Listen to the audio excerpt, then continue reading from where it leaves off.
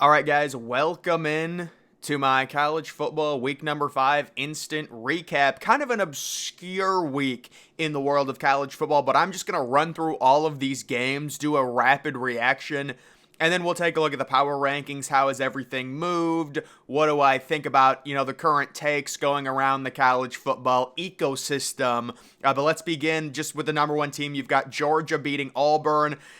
Georgia at some point, they're sitting 0-5 against the spread. They beat a horrible Auburn team who had like 12 pass attempts in this game. I just don't know. Georgia at this point, you'll take the victory. You're 5-0. You've had a terrible schedule.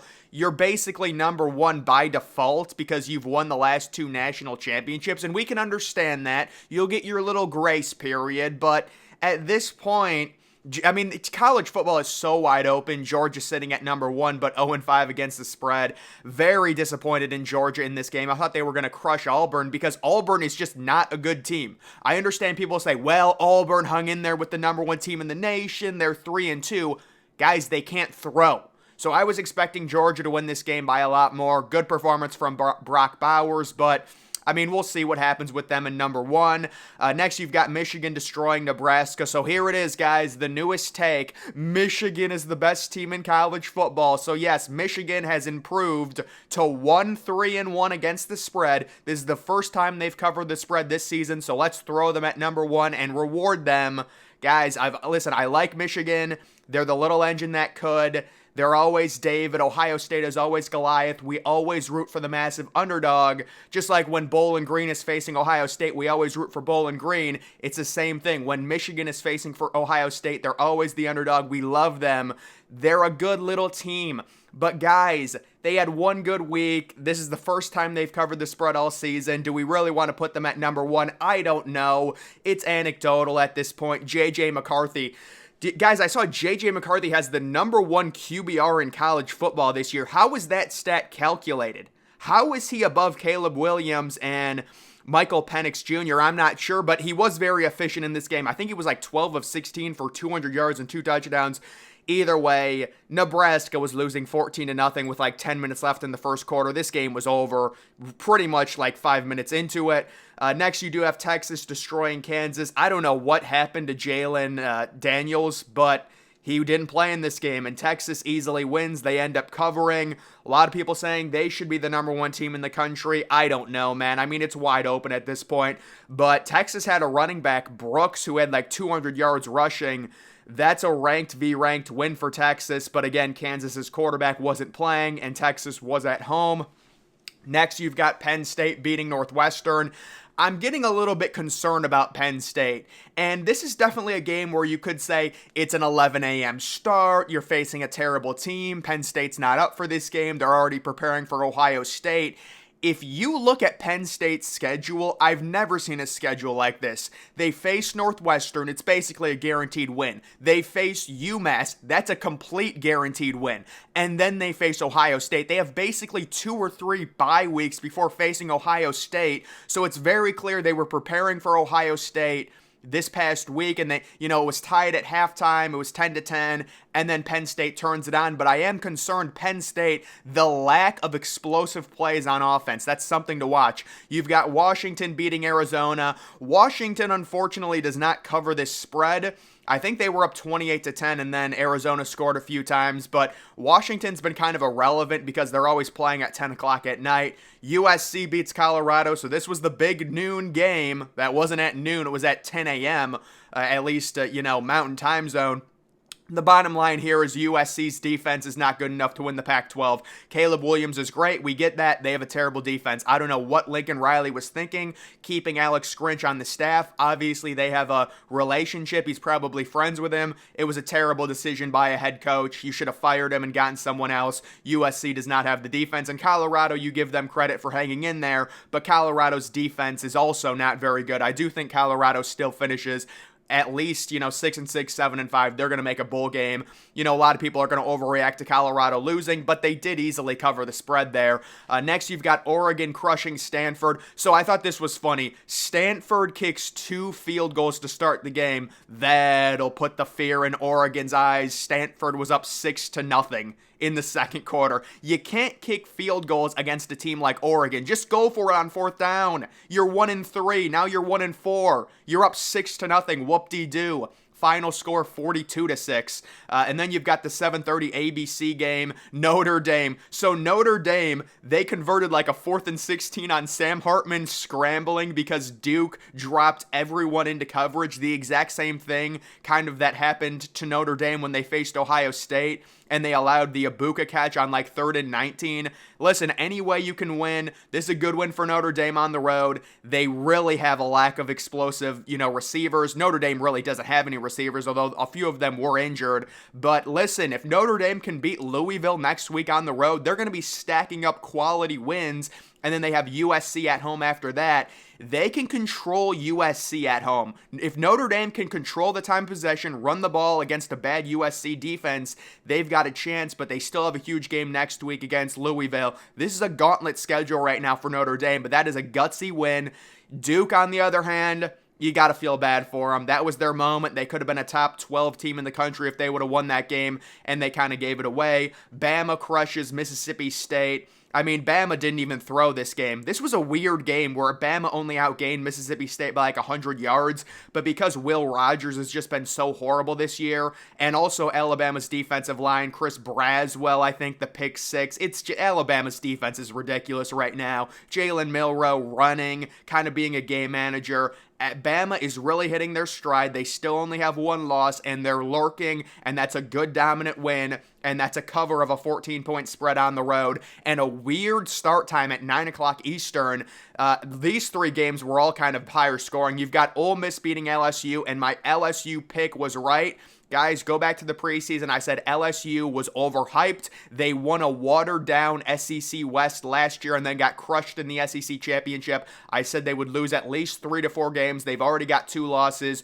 Ole Miss wins this one. Terrible defense by both teams, but a really fun game overall. Ole Miss scores 21 fourth-quarter points. And listen, neither of these two teams are going to do anything, but Ole Miss certainly is going to shoot up the rankings, and deservedly so. Let's put Ole Miss at number 12 or number 13. That's a solid home win. That's also big for Alabama because Alabama beat Ole Miss, so that's a resume builder for them. Next, you've got Oklahoma beating Iowa State. Dylan Gabriel is just ridiculous. He is so good, man. The problem with Oklahoma, they just can't run the ball.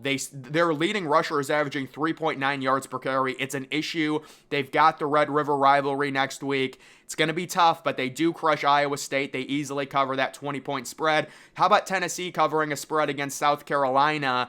41-20, Tennessee's been a bit better. You've got Joe Milton. I think he had 2 interceptions this game, but South Carolina this year has just been a complete flop. They've got no one. Spencer Rattler returned, but really no one else. They do have that Leggett, the receiver. Unfortunately, I think he's a senior, but either way, Tennessee at home, solid win there. Next, you've got Kentucky destroying Florida.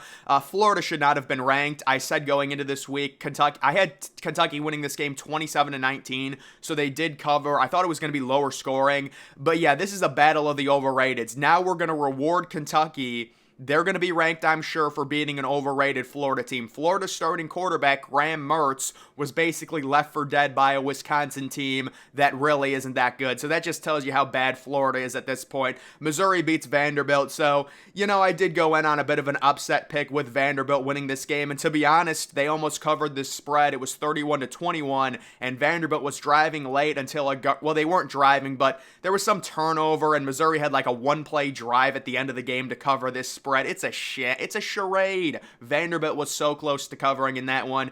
And then you do have Fresno State. Kind of a weird game against Nevada. They were up 27-2 with like 8 minutes left, and I was like, what the? But they end up winning 27-9. Yeah, because Nevada got like a safety or something.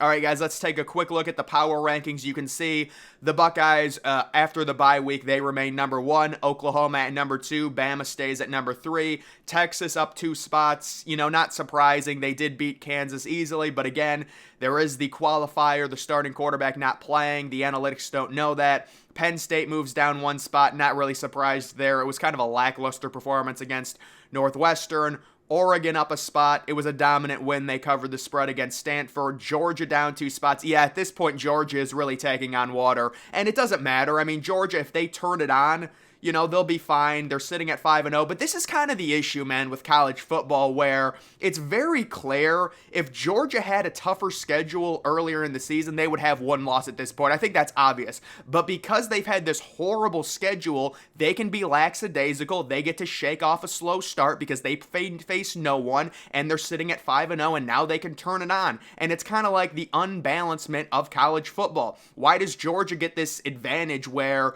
they can start off the season playing terrible? They're still 5-0. They're probably going to be ranked number 1 or number 2 in the AP poll. Even though they're 0-5 against the spread, they haven't been impressive at all. This is the frustration with college football. And then you see teams like Ohio State play a Notre Dame on the road. You see Alabama face a Texas. There's other teams playing tougher matchups, and it's just annoying. And then Michigan sitting at number 8, they're up 4 spots. It was a dominant, impressive win against Nebraska. That's the first time Michigan's covered the spread, but yes, let's reward them by ranking them number 1 overall. I just think at this point there's no true number 1, so maybe Michigan will be number 1. Washington sitting at number 9. They don't move much. Florida State sitting at number 10. They had a bye week, and then you can see there's just no movement, guys. There really wasn't much that happened outside of USC and their terrible defense moving down significantly. They dropped to number 12. Ole Miss, LSU stay the same because they had a close game. I think Miami had a bye week. Yeah, I'm going to guess. Texas A&M won with Max Johnson. Good. Yeah, Max Johnson is having some type of resurgence right now with those good those good Texas A&M receivers. Clemson gets a big win against Syracuse. Clemson should be ranked. They're a good team, but they might not be because they have 2 losses. You can see Oregon State up 2 spots. They beat Utah on Friday night. And then you also do have Duke up 5 spots even after the loss because they did show. That was an impressive showing. And then how about Maryland cracking the top 25? They're sitting at 5-0. Unfortunately for them, they've got a road game at Ohio State, so that is going to be tough. But overall, guys, this week, not a whole lot of movement in terms of the national title picture. It was just kind of a weird week where some of the teams didn't play. Ohio State was not playing.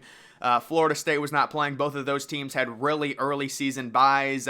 And then really, I guess you can say the Ole Miss LSU game was kind of the game of the day. Certainly, it was fun. But other than that, it was really teams taking care of business. You had the fun ABC. Well, I wouldn't even know if I'd call it fun. It was really low scoring. Notre Dame, that's 2 straight weeks they've been involved in a very low scoring game. They could have easily lost that game 14-13 if Duke doesn't mess up there at the end. But that's another situation, just like last week when Notre Dame fans were complaining and saying they should have beat Ohio State. You just have any way you can win, just win. That's it. That's all, especially this year. So just win and move on. That's what Notre Dame did against Duke. It is what it is. They've got a very tough matchup with Louisville on the road. I don't know, man. That's going to be Louisville's Super Bowl. That's a very hard game for them, I'm sure. Bama's defense really coming along. It seems like there's going to be a narrative developing about Alabama that they're going to run the ball with Jalen Milroe, and they're going to let their pass rush cause havoc. And also the SEC is down this year, so Bama should be able to stack wins pretty easily. They do have to face LSU, but LSU is coming to Tuscaloosa. And then other than that, also the other storyline, it's USC and their terrible defense. Again, I don't think USC is winning anything this year with that bad defense. But I said this back in week 0, guys. I said USC, it's the same exact thing every year. They're not winning anything. And everyone's like, oh, you're overreacting. It's just 1 week. No, this is the same exact team. They have a horrible defense. They have a terrible scheme. They have the same defensive coordinator. And, they beat Colorado because they've got a great offense. But even their offense, they're going to struggle running the ball. I think USC loses to Notre Dame. And it's like, oh, you're crazy. Notre Dame's offense is terrible. Notre Dame at home, they can control the clock extremely well and just run the ball against a bad USC defense. All it takes is one Caleb Williams error, and Notre Dame wins that game at home. So I guess we'll see. And then also you can say, well, Michigan's the number 1 team in the country. Guys, I don't think there's really a true number 1 team in the country at this point. Based off of what I've seen, Michigan finally covers a spread, so let's reward them. I guess you could say maybe Texas 1, Michigan 2, Georgia 3. That's something I might be able to buy. Florida State, Ohio State, 4 and 5 are interchangeable. If you want to throw Washington at number 6, Penn State at 7, and then maybe move US. Yeah, I think Oregon should be above USC. USC's just way more complete at this point. Also, will Bama, crack the top 10? We will see. But either way, guys, that is going to do it for this recap. Make sure you're following me on X. Link to that's always in the description.